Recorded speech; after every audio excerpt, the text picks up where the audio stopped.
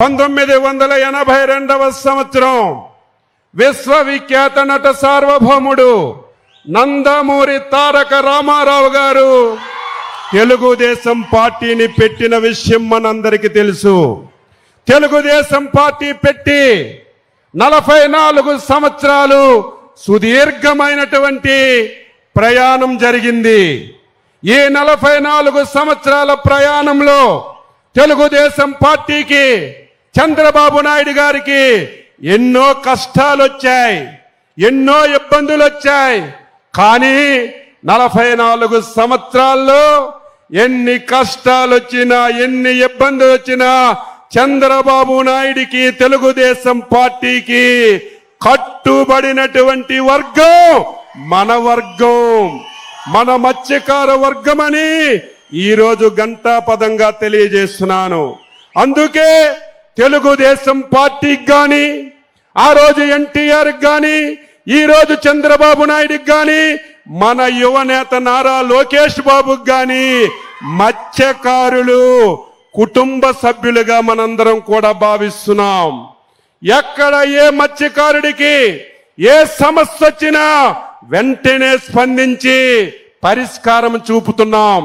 కానీ మనం కూడా ఆలోచన చేయాలి. ఎప్పుడు తెలుగుదేశం పార్టీ రాజకీయాలు చేయదు, విమర్శలు చేయదు. ప్రజలకి ఏమి చెప్తుందో, ప్రజలకి ఏ కష్టాలుంటాయో ఆ కష్టాలని పరిష్కరించడమే తప్ప ఇంకొక ధ్యాస ఎప్పుడు కూడా ఉండదు. అటువంటి సమయంలో ప్రజలు కూడా, మత్స్యకారులు కూడా చైతన్యవంతంగా ఉండవలసిన అవసరం ఉంది. మీరందరూ ఎప్పటికప్పుడు, ప్రజలందరూ ఎప్పటికప్పుడు జరుగుతున్న పరిణామాలన్నీ కూడా తెలుసుకోకపోతే భవిష్యత్తులో మనకి చాలా కష్టాలు వస్తాయనేది మనందరం కూడా గమనించాలి. ఒకసారి మీ అందరూ వెనక్కి వెళ్ళండి. 2014-19 రాష్ట్రం విడిపోయింది. అప్పుల్లో మనం ఉన్నాం, ఏమీ చెయ్యలేమనుకున్నాం. కానీ అనుభవం ఉన్నటువంటి చంద్రబాబు నాయుడు గారిని ముఖ్యమంత్రిగా మనందరం చేసుకున్నాం. 2014 నుంచి 19 వరకు నేను ఎన్నోసార్లు ఎమ్మెల్యేగా ఉన్నాను, ఎన్నోసార్లు నుంచి రాజకీయాల్లో ఉన్నాను, ఎన్నో ప్రభుత్వాలను చూశాను, చంద్రబాబు నాయుడు గారిని కూడా ముఖ్యమంత్రిగా చూశాను. కానీ 2014-19 ఈ రాష్ట్రానికి ఒక స్వర్ణయుగం. అందులో మత్స్యకారులకి ఒక స్వర్ణయుగం లాగా 5 సంవత్సరాలు చంద్రబాబు నాయకత్వంలో తెలుగుదేశం ప్రభుత్వం పనిచేసింది.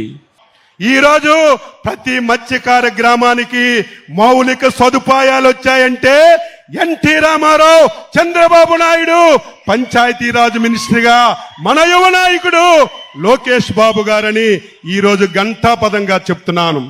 ఈ విషయాన్ని మీరు గ్రామాల్లో చర్చించాలి కదా. కొత్తగా యువకులు వచ్చారు, మా గ్రామానికి కరెంట్ వచ్చింది, మా గ్రామానికి ఆరోగ్య కేంద్రం వచ్చింది, మా గ్రామానికి మంచినీటి పథకం వచ్చిందంటే ఎవరు తెచ్చారు, ఏ పార్టీ తెచ్చారు, ఏ నాయకుడు తెచ్చారు? కొత్తగా వచ్చిన వాళ్ళకి చెప్పవలసిన బాధ్యత మీ అందరిపైన కూడా ఉంది అని ఈ సందర్భంగా తెలియజేస్తున్నాను. ఈ రోజు మత్స్యకారులు ఎవరైతే 2 మాసాలు వేట నిషేధ సమయం ఉందో గొప్పలు చెప్పుకుంటున్నారు, మేమున్నప్పుడు 10,000 ఇచ్చామని. ఈ పథకం ప్రారంభించడానికి కర్మ కర్త క్రియ మన నాయకుడు చంద్రబాబు నాయుడు గారని చెప్పి తెలియజేస్తున్నాను.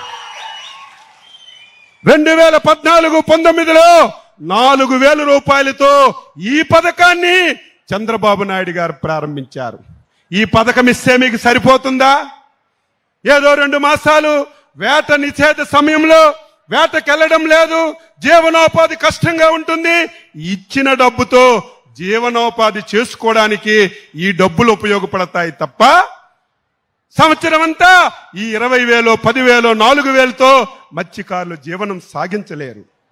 2019లో ఆనాటి ప్రభుత్వం, ఆ పేరు చెప్పున పార్టీ పేరు చెప్తే దరిద్రం మనకు అంటుకుంటుంది. అంత దుర్మార్గమైనటువంటి పార్టీ నాయకుడు 5 సంవత్సరాలు ఈ రాష్ట్రాన్ని పాలించాడు. నేను అడుగుతున్నాను, మత్స్యకారులు ప్రశ్నించవలసిన అవసరం ఉంది. అచ్చెన్నాయుడు తప్పు మాట్లాడితే నన్ను ప్రశ్నించాలి, ఏ రాజకీయ పార్టీ అయినా, ఏ నాయకుడైనా అబద్ధాలు మాట్లాడితే గోబ గుయ్యమనిపించినట్టుగా మీరు వాస్తవాలు చెప్పకపోతే పని చేసిన వాళ్ళకి చైతన్యం రాదు, పని చేసిన వాళ్ళకి ఉత్సాహం రాదని ఈ సందర్భంగా తెలియజేస్తున్నాను. 5 సంవత్సరాలు, సంవత్సరానికి 10,000 తప్ప ఒక్క పైసా గాని మీరు చేపలు పట్టుకోవడానికి ఒక్క వస్తువు గాని 5 సంవత్సరాల్లో ఎవరికైనా ఇస్తే రమ్మని చెప్పి ఛాలెంజ్ చేస్తున్నాను. ఎంత దుర్మార్గం అంటే ప్రభుత్వం ఇస్తున్నటువంటి ఆయిల్ సబ్సిడీ డబ్బులు కూడా బాకీలు పెట్టేశారు. ఇంకొక దారుణమైనటువంటి ఘటన, ఎవరైనా మత్స్యకారులు వేటకల్లి ప్రమాదవశాత్తు చనిపోతే వాళ్ళ కుటుంబానికి 5 లక్షలు ఇవ్వాలి. ఎప్పుడు ఇవ్వాలి? వెంటనే ఇస్తే ఆ కుటుంబానికి ఉపయోగం. చంద్రబాబు నాయుడు గారు ముఖ్యమంత్రిగా బాధ్యతలు తీసుకున్నప్పటికీ ఈ రాష్ట్రంలో చనిపోయిన వాళ్ళకి డబ్బులు ఇవ్వలేదు, ఆయిల్ సబ్సిడీ ఇవ్వలేదు. ముఖ్యమంత్రి గారు ఒకటే ఆదేశించారు, ఆర్థికంగా మనకి ఇబ్బంది ఉన్నా, చాలా సమస్యలున్నా మత్స్యకారులు మన కుటుంబ సభ్యులు ఎంత పెండింగ్ ఉందో అంతా ఒక్కసారి మన ఆదేశాలు ఇస్తే అధికారం వచ్చినటువంటి నెల రోజుల్లోనే మీ అందరికీ ఆయిల్ సబ్సిడీ, చనిపోతే కుటుంబాలకు ఆర్థిక సాయం ఇచ్చి ఇప్పుడు చచ్చిపోయిన తర్వాత నెల రోజుల్లో 15 రోజుల్లో మీకు అందిస్తున్నాం. ఇది నిజమైన ప్రభుత్వం అని చెప్పి తెలియజేస్తున్నాను. 10,000 నుంచి 20,000 చేశాం. ఈ రోజు సాక్షి పేపర్లో రాశాడు మేమేదో తగ్గించేస్తున్నామని.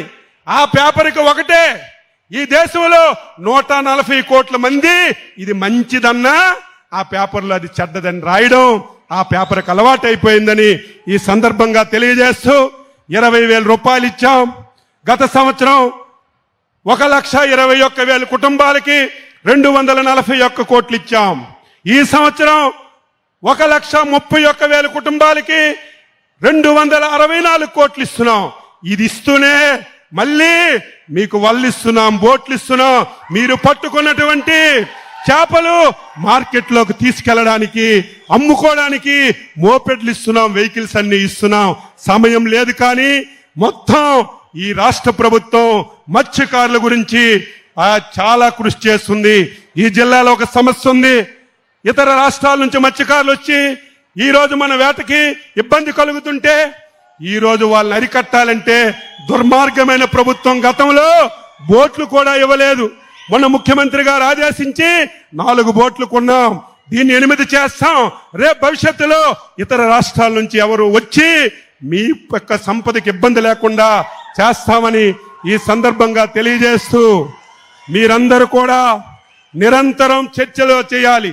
ఏ ప్రభుత్వం, ఏ నాయకుడు, ఏ ముఖ్యమంత్రి పని చేస్తున్నారో వాళ్ళందరికీ నిరంతరం మీరు అండగా ఉండాలని, ఉంటారని చెప్పి ఆశిస్తూ ఇందులో భాగస్వామ్యం చేసి అవకాశం ఇచ్చినటువంటి ముఖ్యమంత్రి గారికి మరొకసారి హృదయపూర్వక అభినందనలు తెలియజేస్తూ సెలవు తీసుకుంటున్నాం. జై హింద్.